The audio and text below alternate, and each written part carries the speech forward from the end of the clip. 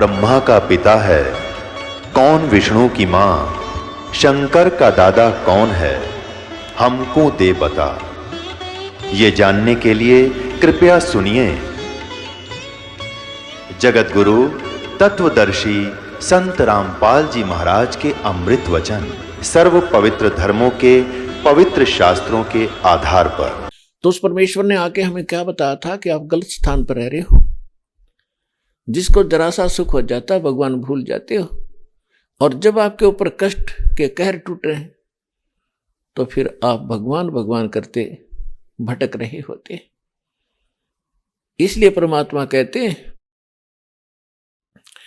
दुख में सुमरण सब करे, सुख में करे ना कोई। जय सुख में सुमरण करो, तो दुख काहे को होए। सुख में सुमरण किया नहीं, दुख में करते याद। कहें कबीरता दास की, कौन सुने फरियाद। राम नाम रटते रहो, राम नाम रटते रहो, जब तक घट में प्राण। कदे तो दीन दयाल के बनक पड़ेगी कान। राम रटत कोड़ी भलो, चू चू पड़े जो चाम। ये सुंदर शरीर किस काम का, जा मुख नहीं नाम। कबीर जिव्या तो वाये भली, जो रटे हरि नाम। नहीं तो काट के फेंक दियो, ये मुख में बोलो ना चाम। कबीर राम रटत कन्या भली, और साकट भलो न पूत। छेरी के गल में गलथना, जिसमें दूध ना मूत। कबीर राम रटत दारिद्र भलो, टूटी घर की छान। वो सुंदर मैल किस काम के, जा भक्ति नहीं भगवान। वो पृथ्वीपति चकवे गए, जिनके चक्र चलंत। रावण सरीखे कौन गिने, ऐसे गए अनंत। ये काया तेरी है नहीं, माया कहाँ से हो। चरण कमल में ध्यान रखो, इन दोनों को खो। काया तेरी है नहीं, ये माया कहाँ से हो। उद्यम करे और नाम जपे, मनुष्य कर्म है दो। परमात्मा कहते हैं, भक्ति बिना क्या होत है। ये भरम रहा संसार, रति कंचन पाया नहीं। भाई रावण चलती बार। पुण्यात्माओं, आप बिल्कुल नादान बालक हो, चाहे किसी देश का कोई राष्ट्रपति भी क्यों ना है, और चाहे कोई कितना धनवान है, कितना ही उच्च पद प्राप्त है, चाहे मंत्री, प्रधानमंत्री, मुख्यमंत्री या बड़ा सेठ है, यदि वो सत्य भक्ति नहीं करता है तो कति बालक बुद्धि का व्यक्ति है। उसने अपना मनुष्य जीवन नाश कर लिया।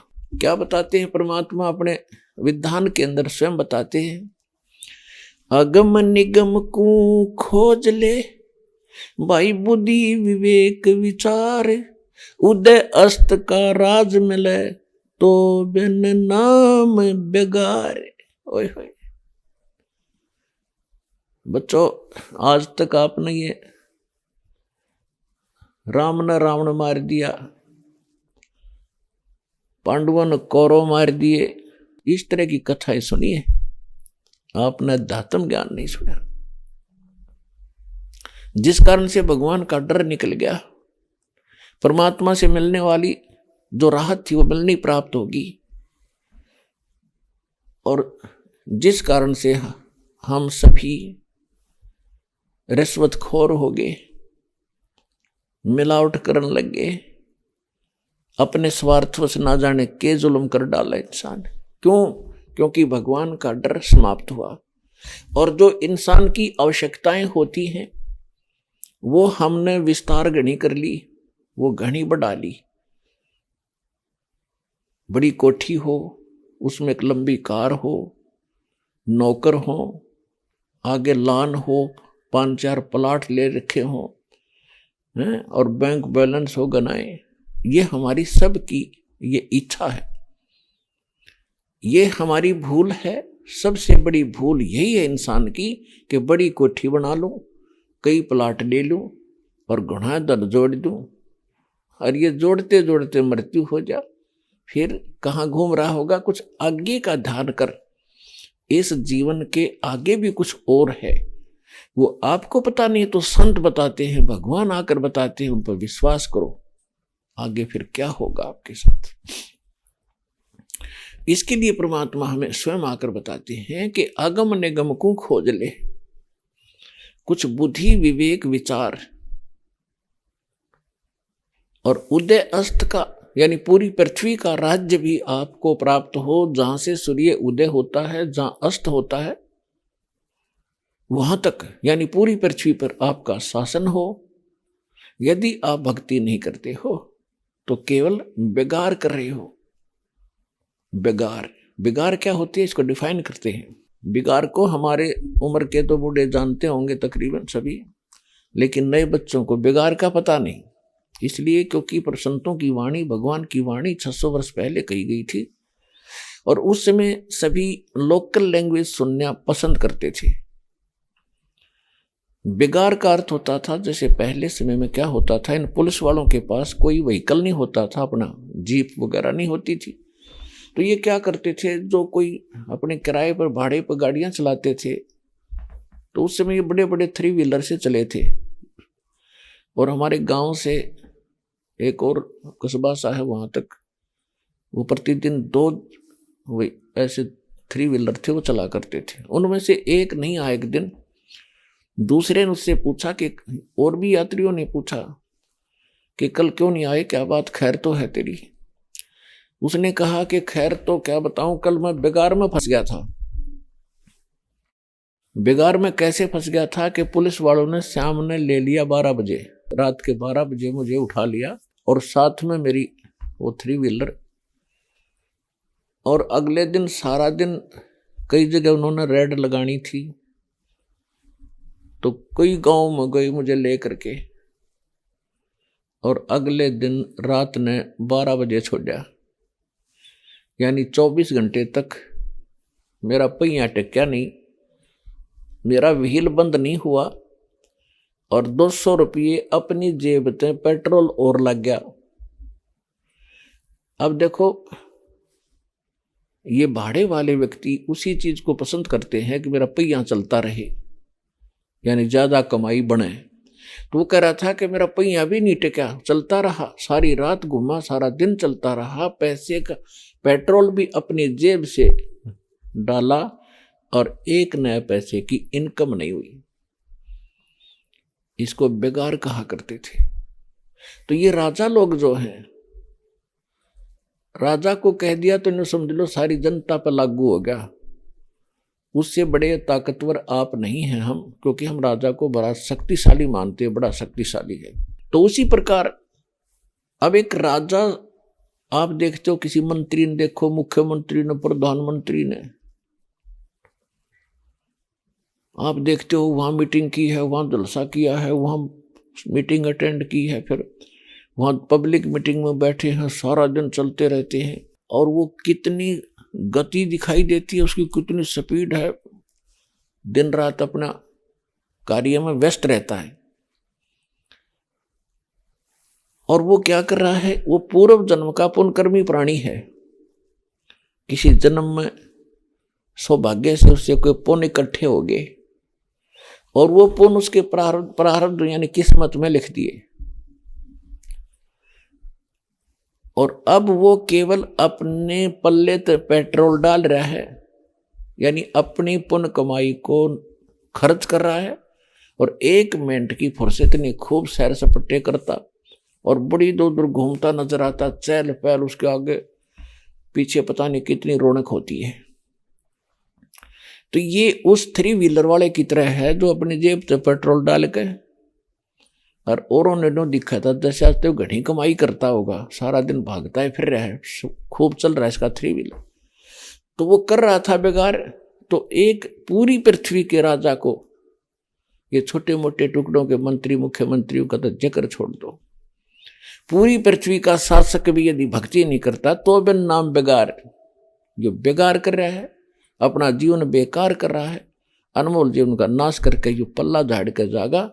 पर कबीर साहब कहते हैं, कहे कबीर अंत की बारी, जैसे हाथ झाड़ के चला जुआरी, हरा हुआ जुए में जुआरी जैसे हाथ मलता हुआ जाया करे, टक्कर मारता है, ऐसे ये प्राणी जो भक्ति नहीं करता, चाहे राजा भी क्यों ना हो। फिर आपके लिए तो सिंपल सी बात है, हम फिर कौन से खाते में रह गए। यानी सभी प्राणियों के लिए उदाहरण दे दिया दाता ने कि भक्ति बिना ठिकाना नहीं है। आगे गए ना बावड़े रहते भी सब जाही, बिन साहेब की बंदगी कहीं ठोर ठिकाना नहीं। आगे गए ना बावड़े, जो पहले मृत्यु को प्राप्त हो गए, उन्होंने तो आकर हमें बताया नहीं हमारे साथ क्या बना कि बीती, हम कितने दुखी हुए या सुखी हुए। और जो शेष बचेंगे भी सभी जाएंगे। पिछला देख लो इतिहास, ऐसे ऐसे बलशाली ऐसे ऐसे शासक उद्मस्ता रहा करते थे, आज कहीं वो कुत्ते बनकर खाज लग रही होगी उनको। खाक जीवन है ये, क्या यही काम है इस इंसान का? सारा भटक के कुत्ते की तरह टूक के लिए 6 जगह धक्के खा के एक पेट ही भरने का उद्देश्य इस मनुष्य जीवन का नहीं। इस अनमोल शरीर से एक अनमोल काम ही करना है। उसका अभी तक तो पता चला नहीं था, हम कर भी रहे थे। कठिन से कठिन साधना इस मनुष्य ने की है, राज्य भी त्याग दिया, घर भी त्याग दिया, जंगल में भूखा प्यासा रहकर साधनाएं भी की, लेकिन परमात्मा नहीं मिला। क्योंकि गण के साथ काट के गणते हैं, अर्जेंटी नहीं कट सकती, उसके काटने का तरीका न्यारा होता है। वो सारे हथियार हो तो मिनट में काटी जा सकती है। इसी प्रकार हम गलत साधनाओं से परमात्मा प्राप्ति का प्रयत्न करके विफल रहे, और अब वो सही औजार मिल गए हैं, वो साधना मिल गई है जिससे हम सहज में भगवान पावांगे, आसानी से परमात्मा मिलेगा और सब सुखी होंगे। आपका परिवार सुखी होगा, आपका घर सुखी होगा, आपका शरीर में सुख होगा और आपको मोक्ष प्राप्त होगा यदि आजीवन भक्ति करते रहे तो।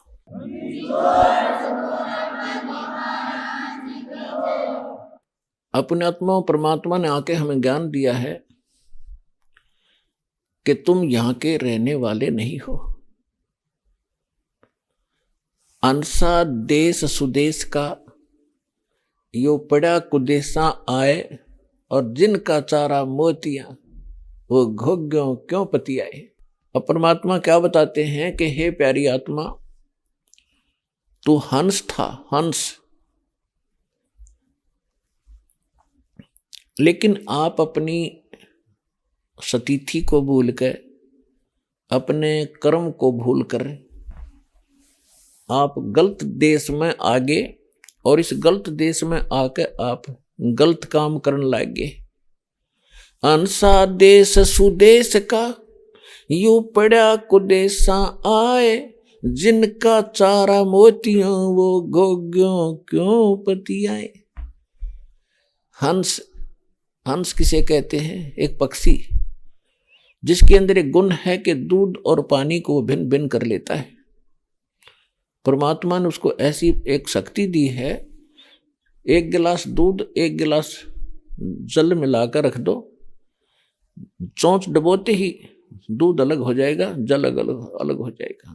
दूध को पी लेगा, दूध जल को छोड़ देता है। तो कहते हैं कोई भी साधना आप करो, हंस जैसे बनो, उसके दूध और पानी छान लो कि इस काम से हमें क्या हानि है, इससे क्या लाभ है, ये जो क्रिया मैं कर रहा हूं इसका उद्देश्य क्या है, इससे मुझे मिलेगा क्या, बुराई जो कर रहा हूं इनको त्याग दे। फिर कहते हैं दूसरा हंस में गुण है कि वो एक ही सरोवर पर होते हैं। बुगला भी हंस जैसा ही होता है, सेम टू सेम पक्षी। बुगला खाता मछलियां खाता है, घोगे कीड़े खाता है, शंखले खाता है, और हंस केवल मोती खाता है। उन घोग्यों के उन कीड़ों का मुंह नहीं लगाता, मछली नहीं खाता, ये पहचान होती है। तो यहां परमात्मा बता रहे हैं कि हंसा देश सुदेश का अच्छे देश में रहा करता था, सतलोक में, जहां मृत्यु नहीं थी, जहां कोई रोग कष्ट नहीं था, जहां पर वृद्ध अवस्था नहीं थी, वहां उस लोक में कोई अभाव नहीं किसी वस्तु का। ऐसा ही आपका परिवार वहां बनेगा जैसा आपका यहां जुगाड़ जुड़ गया। अगर सारे भक्ति करोगे तो ये जो कहते हो आप सारे के सारे, अब सत भक्ति है, अब वो प्राइम टाइम है, परमात्मा का निर्धारित समय है, सभी भक्ति करेंगे, सही नाम मिल गया है, सभी पार होगे। कि भगवान का आदेश है इसलिए करोगे, तुम सभी करना पड़ेगा आपको। ऐसे सर्कमस्टांस बनाएगा परमात्मा, ऐसा ज्ञान देगा आपको, नफरत हो जाएगी इस माया से जिसके ऊपर सारा जीवन खो देते हो, 2 नंबर का काम कर अपने कर्म बिगाड़ते हो। ये जहर दिखाई देगा आपको, विष दिखाई देगा एक तरह, ये याद रखना। तो परमेश्वर ने आके बताया है कि वो लोक है जहां से तुम आगे गलती करके, बच्चे गलती कर देते हैं, माता पिता फिर भी पीछे फिरा करते हैं। उनको मालूम है कि अब तो इसने इतनी गलती की कि ये कष्ट उठाया, आगे और घना होगा इसको यदि नहीं सुधरेगा तो हमें सुधारने के लिए ये ज्ञान देने परमात्मा आते हैं कि आप यहाँ के रहने वाले नहीं हो। मेरे हंसाबाई हंस रूप था जब तू आया, अपना स्वरूप भूल मैं भूल्या, तू तात जीव कहाया। मेरे हंसाबाई हंस रूप था जब तू आया, कि हे मेरे हंस, तू पहले बहुत नेक था, किसी की आत्मा नहीं दुखाता था, क्योंकि सतयुग के अंदर आपका प्रारंभ हुआ था। आज भी सतयुग के अंदर ऐसी ही आत्माओं का जन्म होता है जो नेक होती है, किसी को दुखी नहीं कर सकते, भूखे रह जाएंगे, किसी को सता नहीं सकते।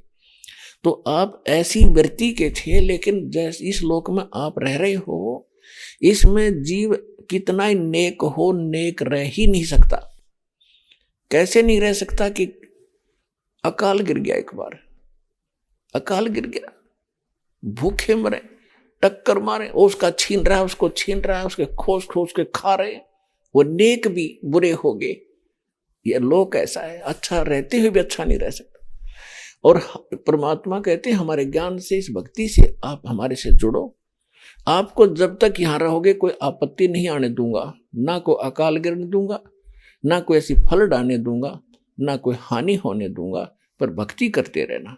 और फिर वहां चले जाओगे, कभी आपत्ति आपको आएगी ही नहीं। तो वहां जाने के लिए वो परमात्मा स्वयं बताने आते हैं, वो ज्ञान भी वही कराते हैं। आज तक हमने स्वर्ग और ये ब्रह्मा विष्णु महेश, इन तोपर को भगवान ने सुना था, और कोई ज्यादा होशियारी दिखाया करते थे, ब्रह्म की पूजा करते, ब्रह्म भगवान है पूरा, और उसका नाम ओम है। ओम नाम सबसे बड़ा, इससे बड़ा ना कोई, ओम नाम का जाप करे तो शुद्ध आत्मा हो। इनकी बुद्धि यहाँ टिक गई थी, ये काल में कूदे थे सारे, ये भी काल था। ब्रह्म है इसका नाम, ज्योत स्वरूपी है, सरपुरुष है। ये फाइनल पढ़ाई थी यहाँ के ऋषि महर्षियों की, ओम तो बड़ा और कोई नहीं। ओम तो सबसे छोटा भक्ति सत्र के अंदर है। ओम की साधना करने वाला जीव कभी मोक्ष प्राप्त नहीं हो सकता, कभी उसको शांति नहीं हो सकती, क्योंकि तो काल का जाप है, ये ब्रह्म का जाप है, सरपुरुष का जाप है। इसके ऊपर 2 पुरुष और हैं, अक्षर पुरुष, एक परम अक्षर पुरुष। गीता अध्याय नंबर 15 के श्लोक नंबर 1 से 4 में और 16-17 में 3 पुरुषों का भिन्न भिन्न बिल्कुल विस्तार के साथ न्यारा वर्णन है, लेकिन है ये कोड वर्ड में। अब कोड वर्ड यानी सांकेतिक शब्द गुरु पढ़ाया करते हैं, टीचरों को पता होता है, टीचर हमने मिले नहीं, ये श्री कृष्ण को सुप्रीम पावर बताते रहे, जो कि एक डार था, पौधे की डार को ये जड़ बता रहे थे, मूल बता रहे थे। तो गीता अध्याय नंबर 15 के 1 से 4 में तो स्पष्ट कर दिया है कि ऊपर को जड़ वो पूर्ण परमात्मा है, परम अक्षर ब्रह्म है, आदि पुरुष परमेश्वर है, और सरपुरुष वह की डार, और तीनों देवा शाखा है ये पात रूप संसार। तीनों गुण, रजगुण ब्रह्मा, सदगुण विष्णु, तम गुण शिवजी रूप, ये तीनों ये शाखाएं हैं, और वो परमात्मा इनसे भिन्न है जो सारे संसार का पालन पोषण करता है। और गीता अध्याय नंबर 15 के श्लोक 16-17 में ये 3 पुरुष हैं, सरपुरुष, अक्षर पुरुष, और इन दोनों से न्यारा जो है वो परम अक्षर पुरुष। सरपुरुष और अक्षर पुरुष ये दोनों नासवान हैं। इनके अंतर्गत, इनके राज्यों में, इनके ब्रह्मांडों में जितने प्राणी हैं वो भी नासवान हैं। इसलिए गीता अध्याय नंबर 15 के श्लोक नंबर 17 में कहा कि उत्तम पुरुष है तू अन्य परमात्मा इति उदारत है, यह लोक धर्म आविश्य विवर्ती अवैश्वर है। उत्तम पुरुष यानी पुरुषोत्तम श्रेष्ठ भगवान तो कोई और है इन दोनों से, सरपुरुष से और अक्षर पुरुष से, जो तीनों लोकों में प्रवेश करके सबका धारण पोषण करता है, और वो है अविनाशी परमात्मा। अब जैसे पौधे को, पेड़ को जड़ से आहार मिलता है, जिससे टहनियों तक को, पत्तों तक और शाखाओं तक वही पालन करता है, जड़ ही उसकी पालन करता है।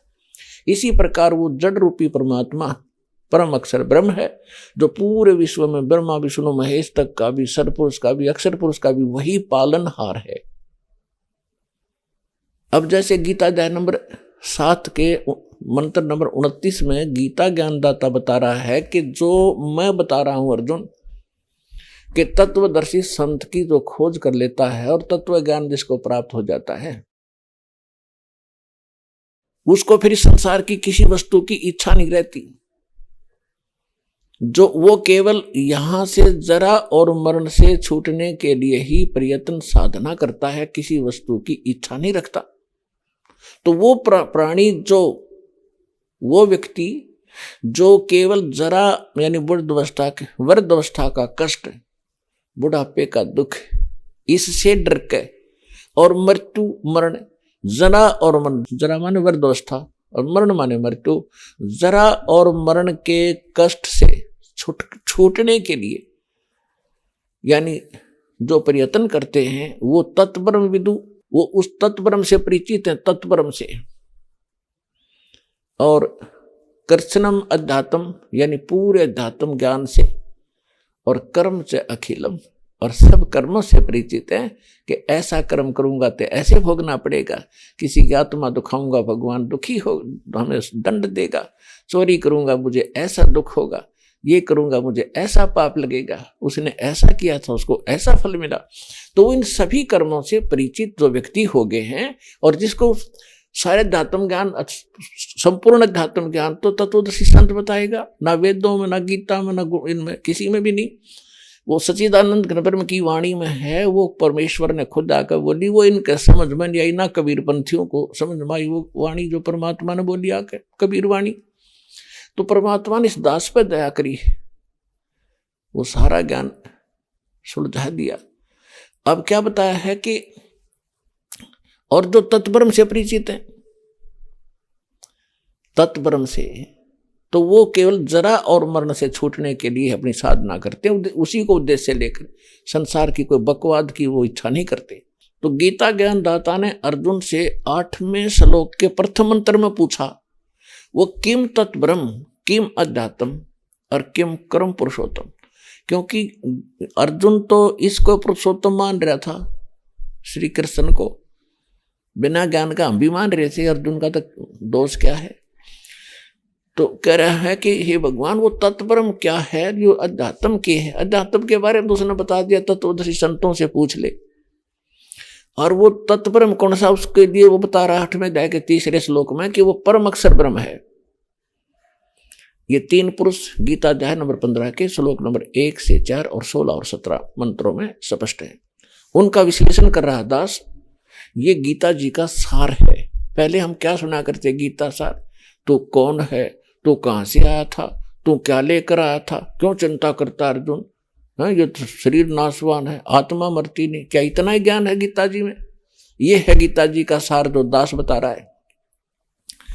15वें अध्याय के 16 और 17 में जिन 3 पुरुषों की जानकारी दी है, सरपुरुष और अक्षर पुरुष, ये दोनों नासवान, इनके अंतर्गत जितने प्राणी हैं 21 ब्रह्मांड है सरपुरुष के, ज्योति निरंजन काल के, और 7 सांख्य ब्रह्मांड हैं अक्षर पुरुष के, और परम अक्षर ब्रह्म इन सब के ऊपर ओवरऑल कंट्रोलर और असंख्य ब्रह्मांड है इस मालिक के, इनके ये भी इसी के अंतर्गत आते हैं। जैसे भारत के प्रधानमंत्री सभी राज्यों पर भी मालिक है और प्रत्येक भारत का वो मालिक है, ऐसे। तो इस प्रकार गीता अध्याय नंबर 8 के श्लोक नंबर 3 में कहा कि परम अक्षर ब्रह्म है। तो गीता अध्याय नंबर 15 के श्लोक 16 और 17 के तीनों पुरुषों को समझने के लिए अब आसानी होगी। ये सरपुरुष अक्षर पुरुष एक 21 ब्रह्मांड का स्वामी है, कंप्लीट गॉड नहीं है। एक 7 संग ब्रह्मांड का मालिक है, पुरुष को, प्रभु को, स्वामी को। ये कंप्लीट गॉड नहीं है, संपूर्ण परमात्मा, पूर्ण परमात्मा नहीं है। उसके लिए बताया है उत्तम पुरुषत्व अन्य परमात्मा इति उदाहरते 15वें अध्याय के 17वें श्लोक में श्रीमद् भगवद गीता। और यह लोग तरम अविषय वृत्ति अवैश्वर है, वो अविनाशी परमात्मा वास्तव में वो परम अक्षर ब्रह्म है, सरपुरुष और अक्षर पुरुष से अन्य है। सरपुरुष है ये गीता ज्ञानदाता। अब यह आपको विचलित कर सकते हैं ये भोले वाले अज्ञानी, ये नकली गुरु। ये कह सकते हैं कि गीता अध्याय नंबर 15 के श्लोक नंबर 18 में गीता ज्ञानदाता कहता है कि मैं पुरुषोत्तम हूं, मैं पुरुषोत्तम प्रसिद्ध हूं। उसका भावार्थ ये है, गीता ज्ञानदाता कहता है कि मेरे अंतर्गत जितने प्राणी हैं इन 21 ब्रह्मांड में, इनसे मैं उत्तम हूं, इनसे तगड़ा हूं, इनसे 21 हूं, श्रेष्ठ हूं। इसलिए मैं पुरुषोत्तम नाम से प्रसिद्ध हो गया लोक और वेद से। लोक वेद से, लोक वेद क्या होता है? दंत कथा, सुना सुना ज्ञान जो सच्चा ना हो, सत्य ना हो। जैसे हम सुना करते थे लोक वेद के आधार से कि ब्रह्मा विष्णु महेश अविनाशी हैं, इनके कोई माता पिता नहीं है, ये सारी सृष्टि के कर्ता हैं, इनका जन्म मृत्यु नहीं होता। ये था लोक वेद। और सच्चाई बाप के सामने आई, ये नासवान है, इनकी जन्म मृत्यु होती है, ये सर्वेश्वर नहीं है, ये सारी सृष्टि के रचन करने वाले नहीं है, ये केवल ये कितने भगवान हैं एक ब्रह्मांड में। एक विभागीय मंत्री होता, जैसे एक प्रांत के अंदर मंत्री होते हैं, उनका पूरे होता तो पूरे प्रांत में अधिपत्य होता, लेकिन एक विभाग के मालिक होते हैं। वो रजोगुण विभाग के ब्रह्मा जी स्वामी हैं, मालिक हैं, राम हैं, प्रभु हैं, पुरुष हैं, भगवान है, एक विभाग के भगवान है। और सतोगुण विभाग के विष्णु जी और तमोगुण विभाग के शंकर जी। ये केवल एक ब्रह्मांड में, दूसरे ब्रह्मांडों में अलग ब्रह्मा विष्णु महेश है। तो पुण्यात्माओं, इस अध्यात्म ज्ञान का हमने कैख भी पता नहीं था, हमारे गुरुओं ने भी नहीं पता था, यानी हिंदू धर्म के धर्म गुरुओं ने। अब जो दास ने गुरु मिले उन्हें तो सारा ही पता था, उन्हीं से दास ने सुना है। लेकिन जो पहले अपने गुरु थे धर्म गुरु, उनसे उनको कख भी नहीं पता था, कैख भी नहीं ज्ञान था। तो यहाँ 15वें अध्याय के 18वें श्लोक में कहा है कि अर्जुन, मैं लोक वेद के आधार से, दंत कथा के आधार से मैं पुरुषोत्तम प्रसिद्ध हूं। क्यों प्रसिद्ध हूं? क्योंकि जितने मेरे अंतर्गत प्राणी हैं, अब हम ब्रह्मा विष्णु महेश को सर्वशक्तिमान मान्या करते, ये भी इस काल के अधीन है, ये इनको भी नाच यही नचा रहा है।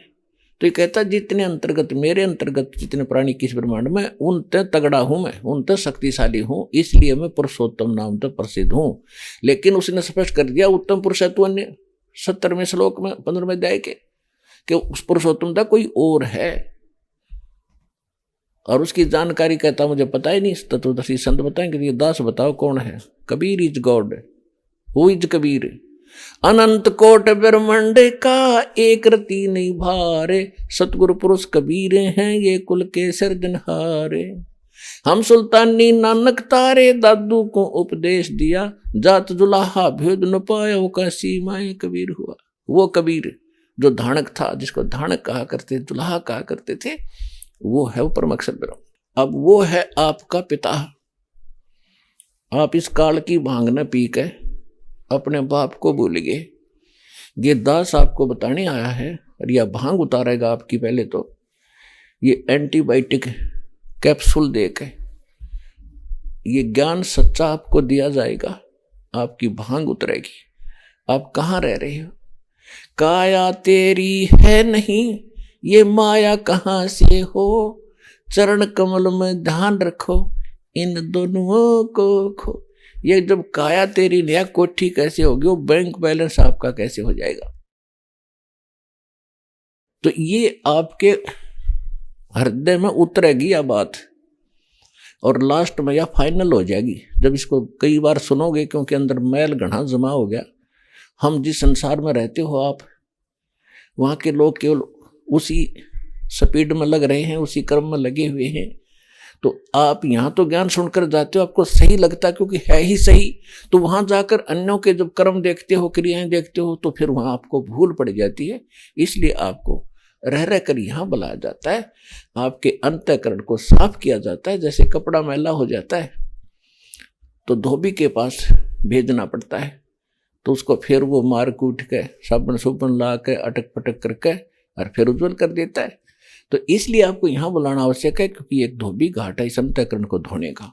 और फिर आप जाओगे समाज में, कुछ दिन तो आपका अपना ये ज्ञान असर करेगा, फिर थोड़ी बहुत उनकी बातों पर फिर असर होना शुरू होगा, फिर आ जाओगे टाइम इतना, फिर सत्संग का समय हो गया, तो फिर आपका फिर सफाई हो जाएगी, फिर वह रुचि धीरे धीरे खत्म हो जाएगी। चाहे आपने अब जैसे बच्चे का ब्याह करते हैं, लड़के का या लड़की का, मेरा सांग काटें, नाचें कूदें उद्मस्तारें हैं, पता नहीं कितना खर्चा, फलान दे दे धकड़ा दे दे, ये मायाधारी मस्करान, ये बकवास चला दी।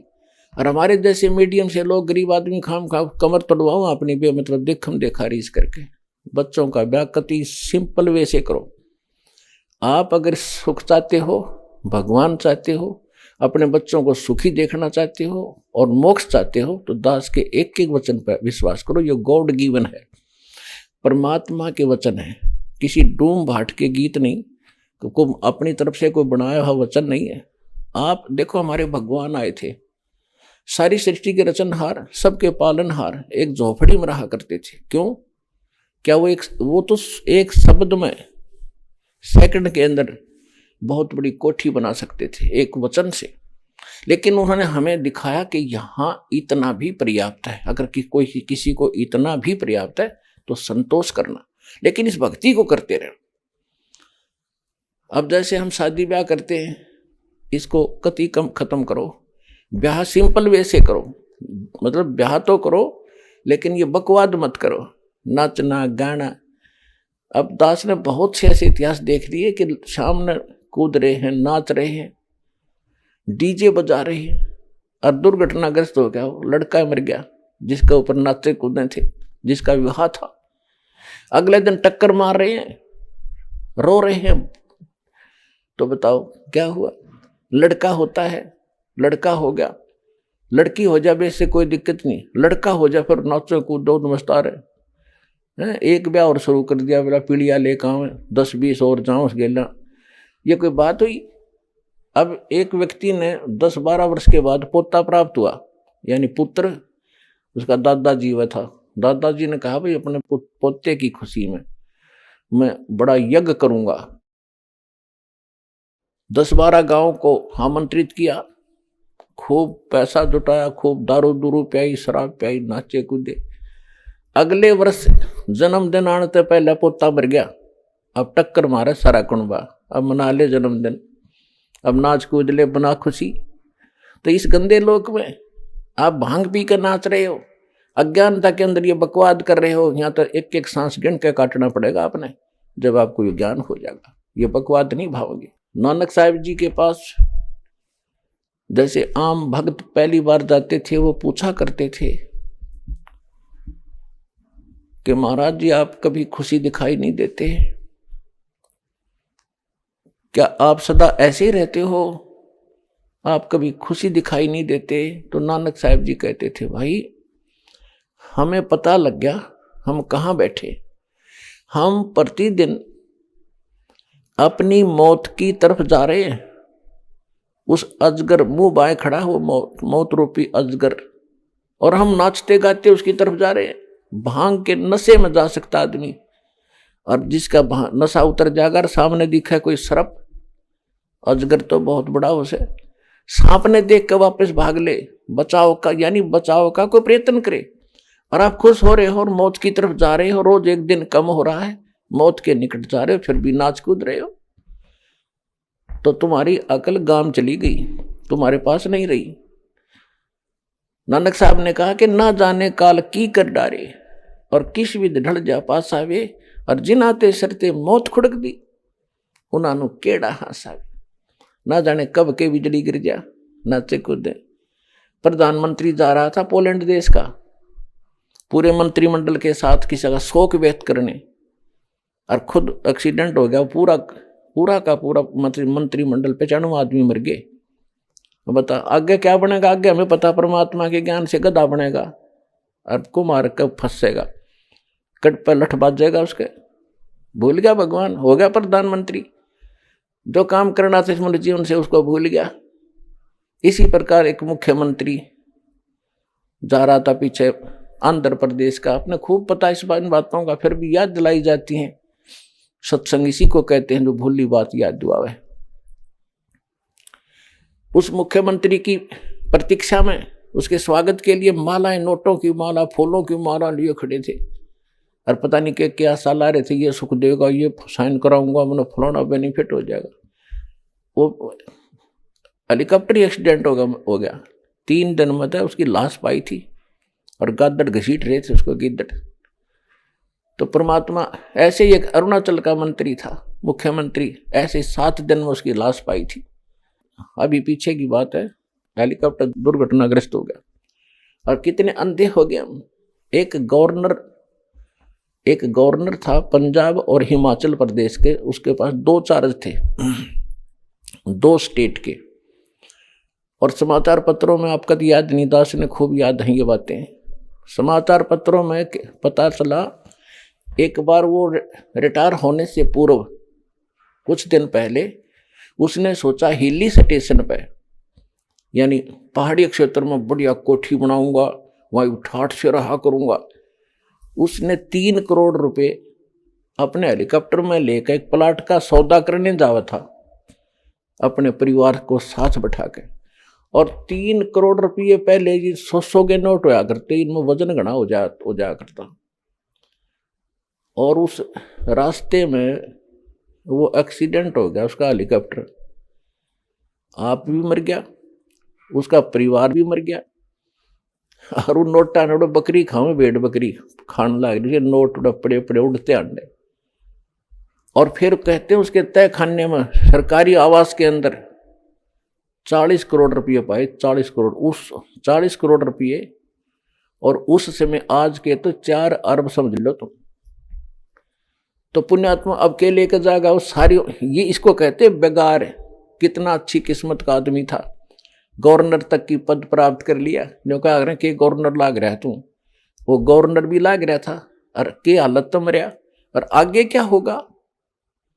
फिर पीछे तू पशुआ की जय दीजे बैल बड़ा, 4 पहर जंगल में डोले तेरा तो ना पेट भरे।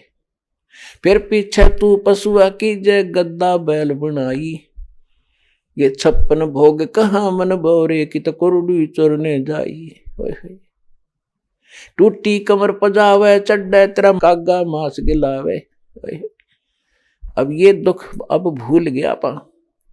हमने सोचा ना किसने देखा, जिन्हें देखा वो बतावे, और भगवान आके बतावे, फिर हम उनसे भी और टेक कराएंगे, भगवान से भी ऊपर चले जाएंगे हम अपनी। वो तो फिर हमारी बकवाद होगी, हमारी मूर्खता, और कोई सात बोल देरी होगी, हमारी कोई करड़ाई है वह, जो हम भगवान के इन वचनों को अनदेखा करेंगे। ऐसे ही यहाँ एक बार हरियाणा स्टेट के 2 कैबिनेट मिनिस्टर शपथ ली थी 2-4 दिन पहले, हेलीकॉप्टर में बैठ कर चल पड़े।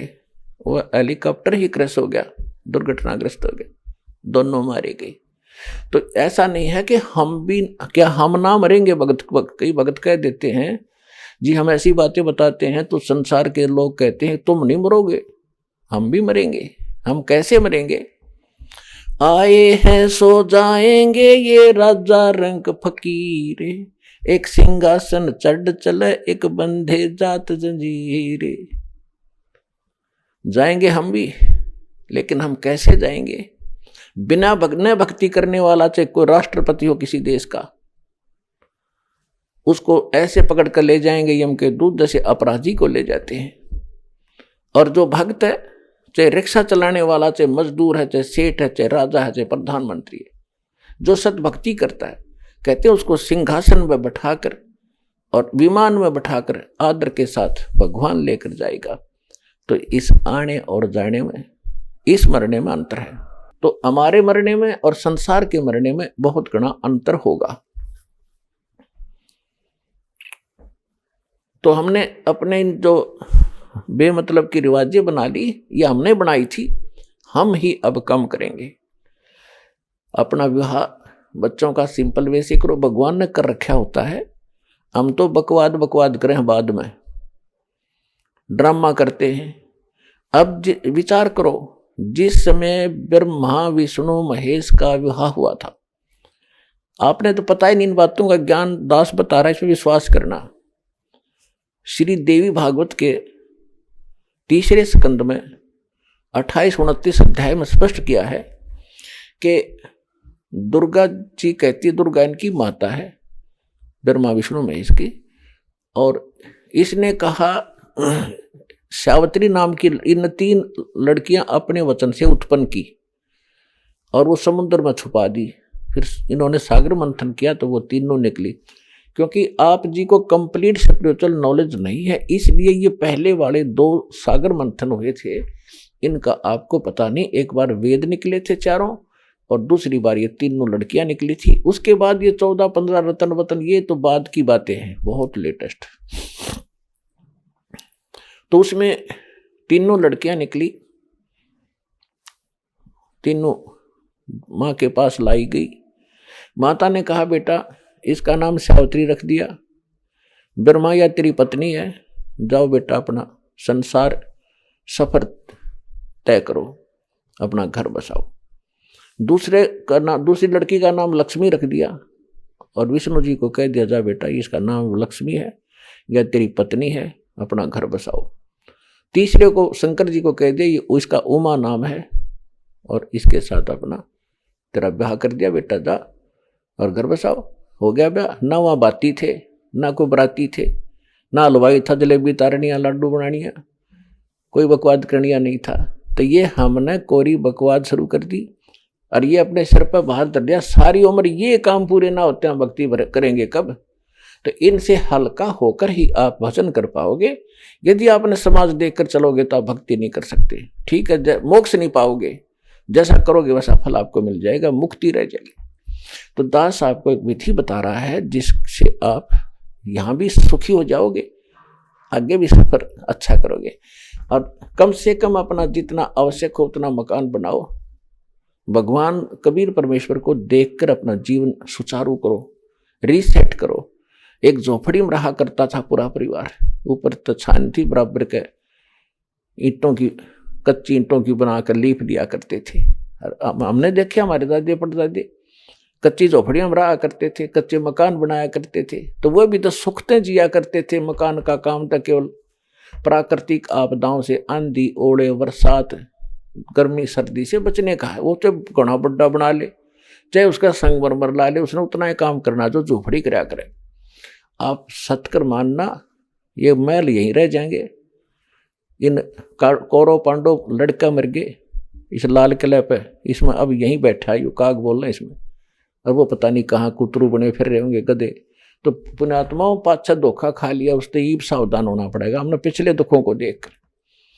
और इसके सत्संग का लाभ भी यही है, जो आदमी सच्चाई को ग्रहण करे और जो हमारा हानिकारक वस्तु उसने तुरंत त्याग दे। बीड़ी शराब मांस तम्बाकू ये नर आहार नहीं है। ये तो राक्षस लोग कहा करते थे जो ऐसा खाद्य पदार्थ खाते थे, अब ये आम होता जा रहा है। तो ज्ञान के बिना, तत्व ज्ञान के अभाव से हम गलतियां पर गलती कर रहे हैं। तो जो प्रसंग चल रहा है कि उस परमेश्वर वो परम अक्षर ब्रह्म है जो सबका जनक है, सबका पालक है। और जैसे नानक साहब जी से फिर पूछा गया था कि हे महात्मा जी, क्या आप सदा ऐसे ही दुखी रहते हो? तो उन्होंने कहा था कि नहीं, वो खुश भी होता हूं। कब होता हूं?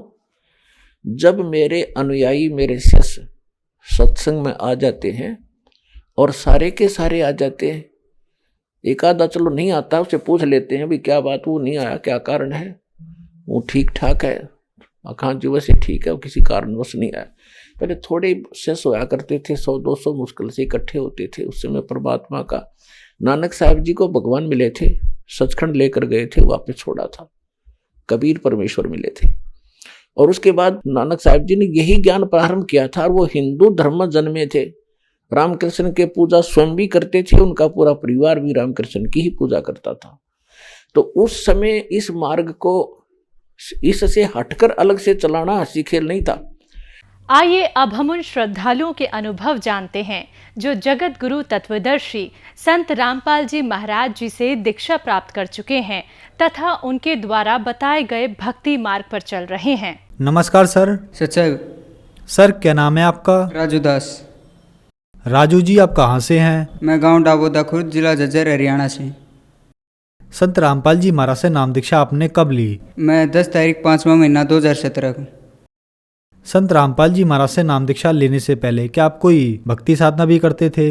हाँ सर, मैं अपने जो पारंपरिक साधना थी, गांव में मंदिर में जाना दादा छोटे वाले पे, और मैं फरीदाबाद से सुदर्शनाचार्य जी से नाम दीक्षा ले रखी थी। मुझे इनसे कोई लाभ नहीं हुआ था। 12 साल पहले हमने अपने मामा जी के थ्रू फरीदाबाद से सुदर्शनाचार्य जी से नाम दीक्षा ली थी, जो वैष्णवपंथी महात्मा थे और अपने आप को कहा करते थे कि बेटा हम पिछले 7 जन्मों से विष्णु जी की भक्ति करते आ रहे हैं। तो जब मुझे ऐसा कुछ ज्ञान नहीं था, क्योंकि मैं छोटी उम्र में था, जब से मैं 4वीं-5वीं कक्षा में था। राजू जी, संत रामपाल जी महाराज की शरण में आप कैसे आए? मगर जी मैं स्कूल में पढ़ता था, जब 7वीं कक्षा में था, तो एक मेरे गांव से भगत थे आसाराम, वो टीचर थे मैथ के। तो ऐसे भी बच्चों को पढ़ाते थे, वो बच्चों को पढ़ाते पढ़ाते कई बार परमात्मा की चर्चा भी कर देते थे। तो एक बार उन्होंने कहा कि भाई तुम भक्ति साधना करते हो कुछ? तो बच्चे कहने लगे हाँ सर हम करते हैं, हम मंदिरों में जाते हैं, ऐसे जाते हैं। सबने कहा, हमने भी कहा। तो वो कहने लगे कि आपसे एक बात पूछूं? हमने कहा कि पूछिए सर। तो उन्होंने कहा कि ब्रह्मा विष्णु महेश के माता पिता कौन हैं? तो इतना कहते जो अन्य बच्चे थे वो हंसने लग गए सर की बात पे, देख कैसी बातें कर रहे हैं सर। तो मुझे इस बात से एकदम झटका लगा कि यार इन्होंने ये बात क्यों कही। तो वो कहने लगे कि भाई ब्रह्मा विष्णु महेश के माता पिता, दुर्गा इनकी माँ है। तो अन्य बच्चों ने तो उनकी बातों पर विश्वास नहीं किया, उन्हें तो ऐसे ही टाल दिया। तो भगत जी स्कूल आउट होने के बाद, मतलब क्लास खत्म होने के बाद, मैं सर से पूछा कि सर आपने कहाँ से कहा? तो उन्होंने कहा कि भाई हमारे सदग्रंथों में लिखा हुआ कि ब्रह्मा विष्णु महेश के माता पिता और इनकी जन्म मृत्यु भी होती है। तो मैंने कहा कि सर ठीक है।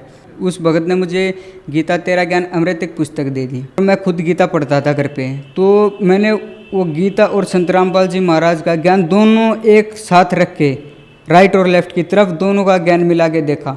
जब भगत जी मैंने गीता का ज्ञान मिला के देखा संत रामपाल जी महाराज से, तो गीता का ज्ञान बिल्कुल, मतलब कि जो मैं भक्ति साधना करता था फरीदाबाद वालों से, उनसे बिल्कुल हटके थे भगत जी।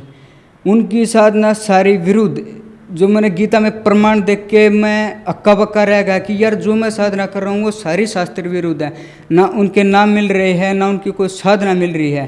तो यार ये मतलब बहुत गलत हो गया। तो फिर भगत जी, मैं उन भगत से कहा कि यार मेरी तो सारी साधना गलत है, मैं क्या करूं? तो उस भगत ने कहा कि भाई यहाँ पे नामदान सेंटर है संत रामपाल जी महाराज का मुंडका में। तो फिर मैं वहाँ पे चला गया भगत जी से। 2-3 दिन मैं वहाँ संत रामपाल जी महाराज के मैंने सत्संग सुने और प्रमाणित ज्ञान करके मैंने एक विश्वास करके कि संत रामपाल जी महाराज कबीर परमात्मा के भेजे हुए एक संत है, मैंने ये मान के संत रामपाल जी महाराज जी से 10 तारीख 5वां महीना 2017 को नाम दीक्षा ली। संत रामपाल जी महाराज से नाम दीक्षा लेने के बाद आपको क्या लाभ प्राप्त हुए? सर संत रामपाल जी महाराज जी से नाम दीक्षा लेने के बाद दास को बहुत लाभ हुए।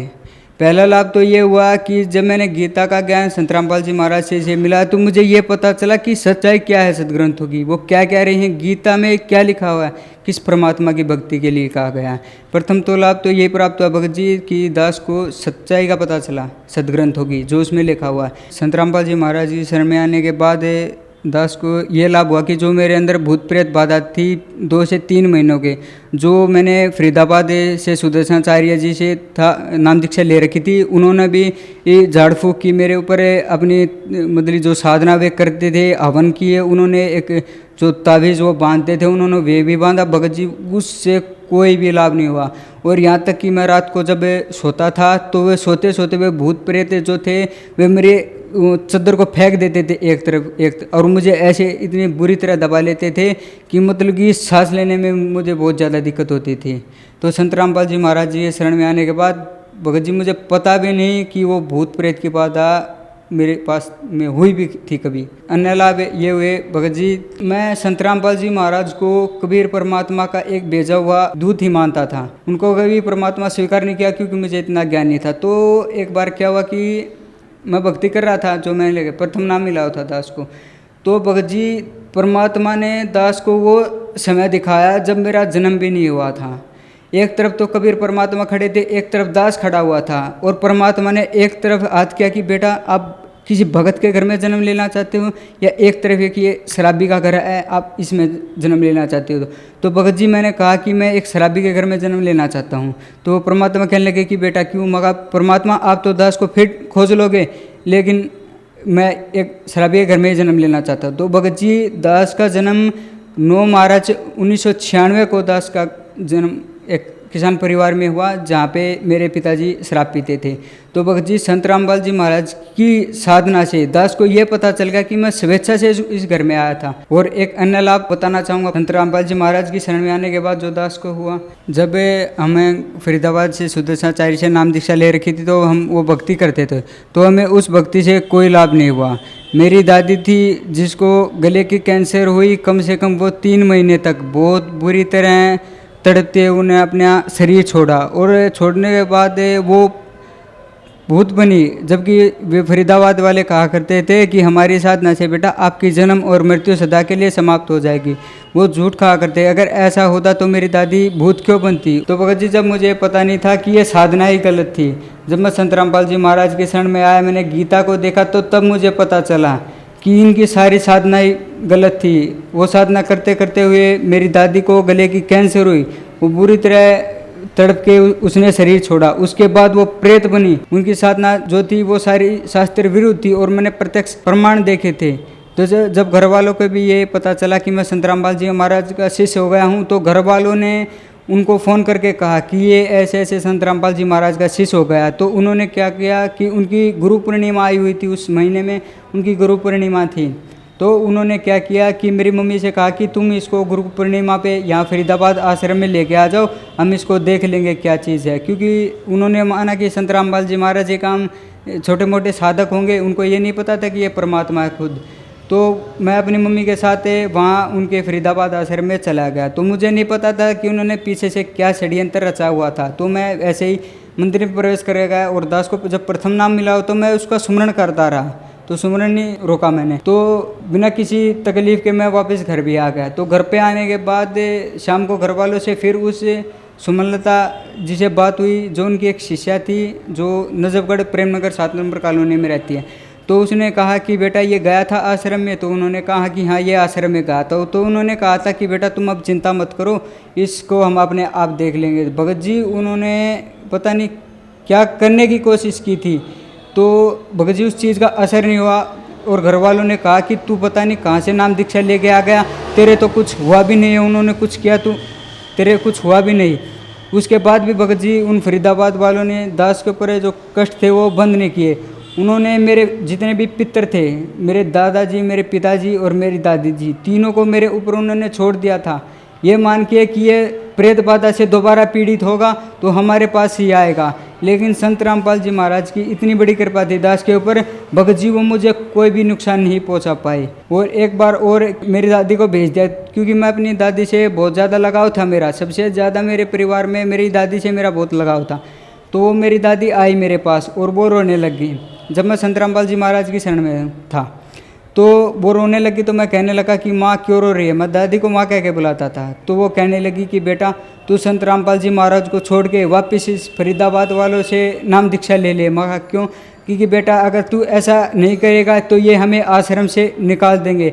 भगत जी उन्होंने जब मेरी दादी ने ये बात कही कि ये हमें आश्रम से निकाल देंगे, भगत जी मुझे बहुत बड़ा धक्का लगा था। उनकी भगत जी शास्त्र विरुद्ध साधना थी, जिन्होंने उनको प्रेत बना दिया। प्रेत बनाने के बाद भी वो आश्रम में रहते थे।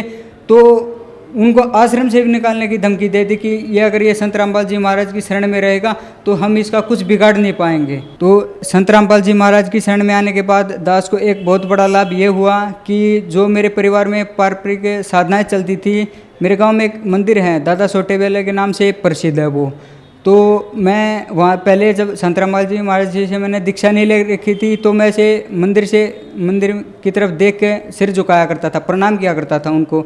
जब मैंने संत रामपाल जी महाराज जी से नाम दीक्षा ली तो मैंने उस मंदिर की तरफ आदर करना बंद कर दिया था।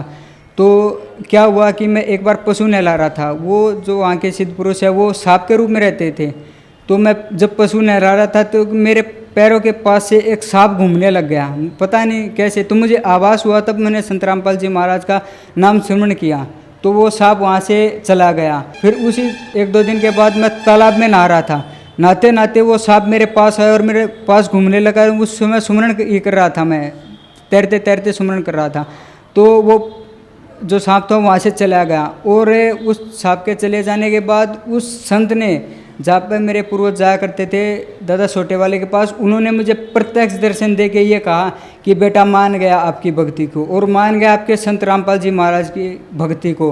बेटा जो आप साधना कर रहे हो इसका कोई वार पार नहीं, ना इसके सामर्थ्य का कोई वार पार है, और बेटा मैं आपसे बहुत प्रसन्न हूँ। आप जो साधना कर रहे हो इस पे लगे रहिएगा बेटा, आपको आजीवन कोई भी कष्ट नहीं आएगा, ये मैं गारंटी के साथ कहता हूँ। भगत जी मुझे सबसे बड़ा यही फ़ायदा हुआ कि जहाँ मेरे पूर्वज जाया करते थे वहाँ के स्वयं उस संत ने मुझे ये कहा कि बेटा जिस शरण में तू गया हुआ है, जो भक्ति तू कर रहा है उसका कोई वार पार नहीं है, वो तुझे कभी कष्ट नहीं देगी और तू सदा सुखी रहेगा। और मैं तेरे से बहुत प्रसन्न हूँ कि बेटा तूने पूरे गुरु की शरण ग्रहण की है। तो भगत जी संत रामपाल जी महाराज की शरण में आने के बाद दास को बहुत बड़ा लाभ यही हुआ कि हमारे पारंपरिक साधना के संत भी यही कह रहे थे कि बेटा तू बहुत अच्छी शरण में गया हुआ है, तू बहुत सुखी पाएगा आजीवन। जो श्रद्धालु आज आपको देख रहे हैं, आप उनको क्या संदेश देना चाहेंगे? मैं उनसे ये कहना चाहूँगा कि मैंने नाम दीक्षा ले रखी थी सुदर्शनाचार्य महाराज जी से। उन्होंने जो मुझे नाम दीक्षा दी थी उन्होंने मुझे 3 नाम की नाम दीक्षा दी थी। ओम श्री भगवती वैसे वासुदेवाय नमः, ओम नमो नारायण, और एक नाम दिया करते कि बेटा जब ये 2 नाम आप परिपक्व कर लोगे तो तीसरा नाम आपको दिया जाएगा, जो आपको किसी को झाड़ा लगाओगे तब उस मंत्र का आपको प्रयोग करना पड़ेगा। तो भगत जी मैंने गीता से उनके नामों को मिला के देखा, उनका एक भी नाम, एक तीसरे नाम को छोड़ के कोई भी, वो एक श्लोक ले रखा था उन्होंने, उनका नाम भगत जी कहीं भी गीता में नहीं मिला हुआ। जबकि वे कहा करते कि बेटा गीता का ज्ञान सर्वधार्य है, और ये श्री कृष्ण जी ने बोला। भगत जी उनकी एक भी क्रियाएं ना तो गीता से प्रमाणित ना किसी भी सदग्रंथ से प्रमाणित है।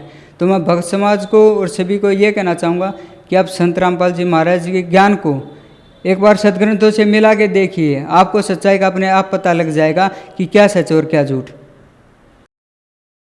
सर, संत रामपाल जी महाराज से नाम उपदेश कैसे ले सकते हैं? सभी जगह संत रामपाल जी महाराज की दया से हर एक स्टेट में नामदान सेंटर खुले हुए हैं। आप जो सत्संग आते हैं संत रामपाल जी महाराज जी के टीवी चैनलों पे, तो उन चैनलों के नीचे से एक पीली पट्टी चलती है, वो पीली पट्टी चलने के वहाँ पे कॉन्टैक्ट नंबर होंगे, आप उनसे कॉन्टैक्ट कीजिए। आप वहाँ से बुक भी मंगा सकते हैं फ्री ऑफ कॉस्ट, और वहाँ से अपने नज़दीकी नामदान सेंटर का पता भी लगा सकते हैं। धन्यवाद सर। सच्चा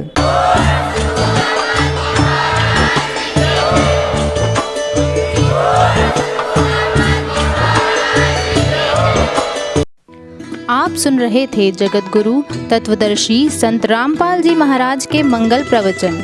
अधिक जानकारी के लिए संपर्क करें